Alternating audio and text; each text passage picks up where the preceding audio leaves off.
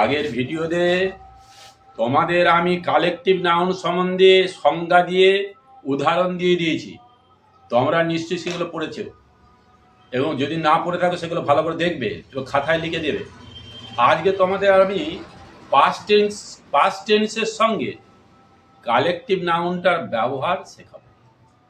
Past টেন্সটা কাকে বলে এর আগের ভিডিওতে দেখেছি, তবু একবার স্মরণ করিয়ে দিচ্ছি। কারণ পাস্ট টেন্স কাকে বলে না জানলে, আর ভার্বগুলো তিনটে form present, past, first participle, এগুলো মুখস্থ না করলে তোমরা কিন্তু ইংরেজিতে বাক্য গঠন করতে পারবে না। তাই বারবার তোমাদের যখন ভিডিও করছি আমি এগুলো বলছি, অতিরিক্তভাবেই বলছি, রিপিট করছি, যাতে তোমাদের মনে থাকে। তাহলে আজকে আমি কালেক্টেড নাউনের সঙ্গে পাস্ট টেন্সের ছকটা বলছি।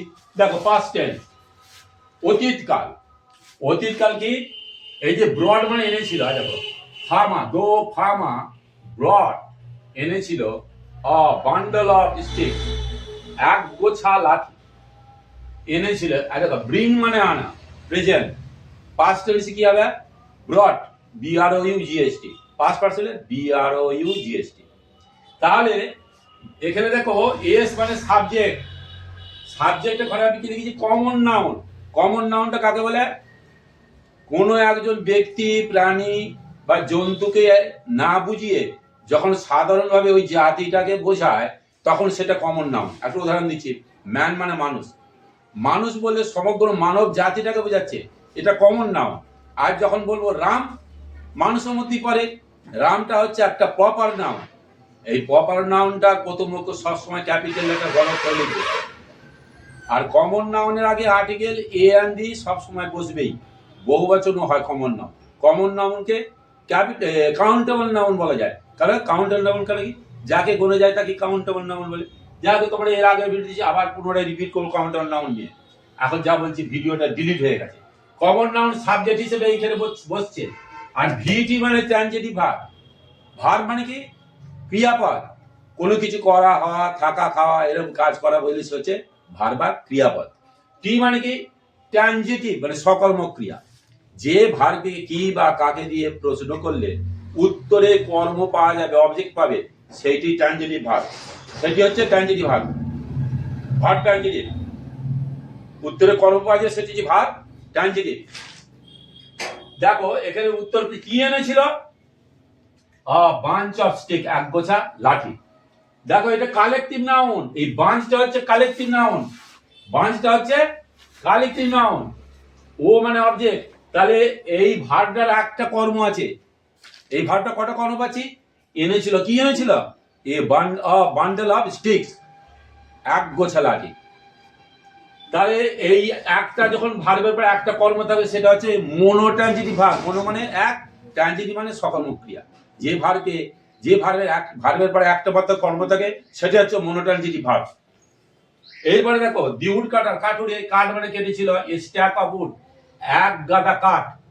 উডটা হচ্ছে ম্যাটেরিয়াল নাউন, আর স্ট্যাকটা হচ্ছে কালেক্টিভ নাউন।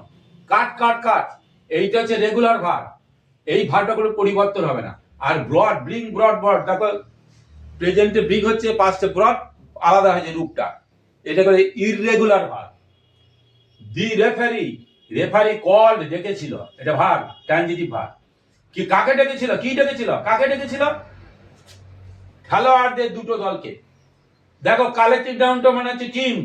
টিম হচ্ছে দল। দুটো দল বলছি টু, নিউমারাল অ্যাডজেক্টিভ বসেছে।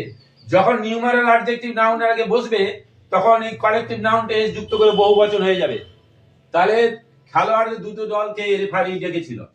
বালকটা লক্ষ্য করেছিল এক ঝাঁক মৌমাছি, এটা কালেক্টিভ নাউন। কিসের ঝাঁক? মৌমাছিদের ঝাঁক। এটা কি লক্ষ্য করেছিল? অবজেক্ট হিসেবে পাচ্ছি উত্তরে এ সোয়ার্ম অফ বিজ, মৌমাছিদের একটা ঝাঁক। এখন দেখো কালেক্টিভ নাউনের আগে আর্টিকেল এ, একটা ঝাঁক, একটা দল বোঝাইতে এই আর্টিকেল বসে, ইনডেফিনিট আর্টিকেল, হ্যাঁ, ডিটারমিনার একে বলে। তারপরে দেখে দি বয়, কমন নাউন, এটা তো হয়ে গেল। দো গার্ল, কমন নাউন, মেয়েটি। প্লাক্ট মানে তুলেছিল। ইডি যুক্ত হচ্ছে ভার্বের সঙ্গে, ইডি যুক্ত হলে তাকে বলে রেগুলার ভার্ব। ইডি যুক্ত করে তাকে কি বলে? রেগুলার, নিয়মিত। ওয়াচ, ইডি যুক্ত করে পাস্ট টেন্স হচ্ছে ওয়াচ। প্লাক্ট, পাস্ট পার্টিসিপল হবে প্লাক্ট। তাহলে তুলেছিল, কি তুলেছিল? গোলাপ ফুলের গোছাটা নির্দিষ্ট করে দেখিয়ে দিচ্ছে, একদম আঙুল দিয়ে যে ব্যক্তি বলছে মেয়েটাকেও দেখিয়ে দিচ্ছে, আর যেখান থেকে তুলেছিল সেই গোলাপ ফুলের গোছাটাকে দেখিয়ে দিচ্ছে। বলছে গোলাপ ফুলের গোছাটা মেয়েটা তুলেছিল, মেয়েটা সেখানে দাঁড়িয়ে এবং গাছের গোলাপ ফুলের গোছাটাও তার হাতে হাতে দেখিয়ে দিচ্ছে। ওই জন্য নির্দিষ্ট করে বোঝায় গে ডেফিনিট আর্টিকেল ডিটারমিনার বলে, এ আন দি আর্টিকেলকে ডিটারমিনার বলে। তাই যে নির্দিষ্ট করে বুঝাইতে দো আর্টিকেলটা বসলো বাঞ্চ এই কালেক্টিভ নাউনের আগে। গোলাপ ফুলগুলো কমন নাউন, হ্যাঁ এখানে কমন হয়ে গেছে, এস যুক্ত হয়েছে, হয়ে বহুবচন গঠন হয়েছে। দো কাউ বয়েজ, রাখাল বালকেরা, নির্দিষ্ট করে বলে দিচ্ছে চোখের সামনে দেখতে পাচ্ছি রাখাল বালকগুলো, এটা কমন নাউন, চোখের সামনে দেখতে পাচ্ছি বলি আর্টিকেল দো বসাচ্ছি নির্দিষ্ট করে বুঝাইতে। টু পার্টিকুলারাইজ দা কাউ বয়েজ, নির্দিষ্ট করে রাখাল বালককে বোঝানোর জন্য আর্টিকেল দো ব্যবহার করা হয়েছে।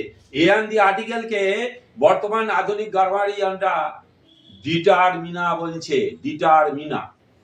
দেখো রাখাল বালকরা চড়িয়েছিল, এটা ভার ইডি যুক্ত করে হয়েছে রেগুলার ভার, ইডি কি চড়িয়েছিল পাস্ট টেন্স, ছিল ছিলেন এইসব থাকলেই পাস্ট টেন্স। কি চড়িয়েছিল?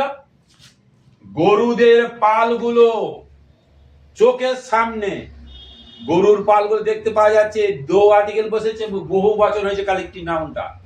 লক্ষ্য করো কালেক্টিভ নাউনটাকে বহু বচনে ব্যবহার হয়েছে। গরুদের অফ মানে প্রিপজিশন, গরুদের পালগুলোকে চড়িয়েছে। দা ফিশারম্যান, দো ফিশারম্যান, জেলে, জেলেটা কট ধরেছিল অ সোল অফ ফিশ, মাছের একটি ঝাঁক, এক ঝাঁক মাছ, এক ঝাঁক মাছ জালে করে ধরেছে, সেগুলো এক ঝাঁক মাছ ধরেছিল কে? জেলে। এটা কমন নাউন, জেলে বলে যে কোনো জেলেকে বুঝাচ্ছে, কমন। আর এটা হচ্ছে ভার, কি ধরেছিল, ভারকে কি দিয়ে বা কাকে দিয়ে প্রশ্ন করলি অবজেক্ট পাবো।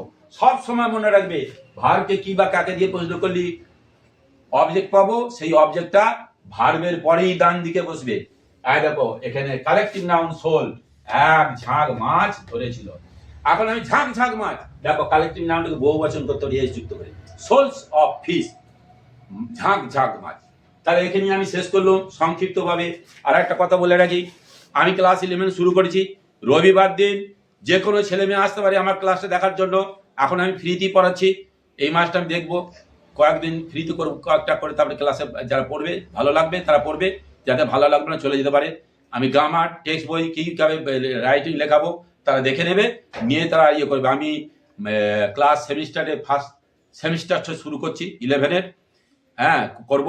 যারা পড়তে ইচ্ছুক এবং যারা আমার কাছে পড়ে গেছো তারা চলে এসে যোগদান করো, নাম লিখে নেবো।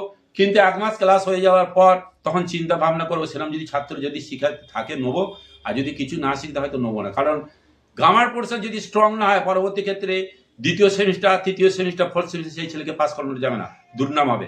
আমি এখানে আমার ভিডিও শেষ করবো।